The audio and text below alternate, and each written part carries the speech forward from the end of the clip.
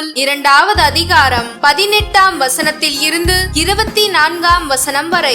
அனைத்தையும் படைத்து முடித்த பின் ஆண்டவராகிய கடவுள் மனிதன் தனிமையாக இருப்பது நல்லதென்று அவனுக்கு தகுந்த துணையை உருவாக்குவேன் என்றார். ஆண்டவராகிய கடவுள் மண்ணிலிருந்து எல்லா காட்டு விலங்குகளையும் வானத்து பறவைகளையும் உருவாக்கி அவற்றிற்கு மனிதன் என்ன பெயரிடுவான் என்று பார்க்க அவற்றை அவனிடம் கொண்டு வந்தார்.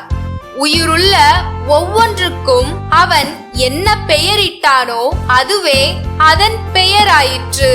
கால்நடைகள், வானத்து பறவைகள், காட்டு விலங்குகள் ஆகிய எல்லாவற்றிற்கும் மனிதன் பெயரிட்டான்.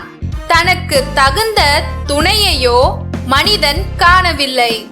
ஆகவே ஆண்டவராகிய கடவுள் மனிதனுக்கு ஆழ்ந்த உறக்கம் வர செய்து அவன் உறங்கும் பொழுது அவன் விலா எலும்பு ஒன்றை எடுத்துக்கொண்டு எடுத்த இடத்தை சதையால் அடைத்தார்.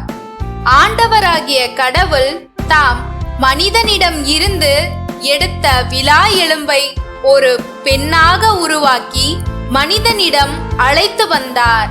அப்பொழுது மனிதன், இதோ இவள் என் எலும்பின் எலும்பும் சதையின் சதையும் ஆனவள், ஆணிடம் இருந்து எடுக்கப்பட்டதால் இவள் பெண் என்று அழைக்கப்படுவாள் என்றான்.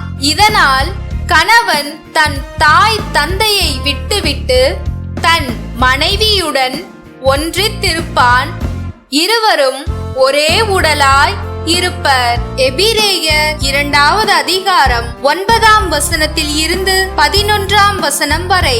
சகோதர சகோதரிகளே, நாம் காண்பதோ சிறிது காலம் வானதூதரை விட சற்று தாழ்ந்தவராக்கப்பட்ட இயேசுவையே. இவர் துன்புற்று இறந்ததால் மாட்சியும் மாண்பும் இவருக்கு முடியாக சூட்டப்பட்டதை காண்கிறோம். இவ்வாறு கடவுளின் அருளால் அனைவருடைய நலனுக்காகவும் இவர் சாவுக்கு உட்பட வேண்டி இருந்தது. கடவுள் எல்லாவற்றையும் தமக்கென்று தாமே உண்டாக்கினார். அவர் மக்கள் பலரை மாட்சியில் பங்கு கொள்ள அழைத்து செல்ல விரும்பிய போது அவர்களது மீட்பை தொடங்கி வழி நடத்துபவரை துன்பங்கள் மூலம் நிறைவுள்ளவர் ஆக்கினார். இது ஏற்ற செயலே. தூய்மையாக்குகிறவர் தூய்மையாக்கப்படுவோர் அனைவருக்கும் உயிர் முதல் ஒன்றே.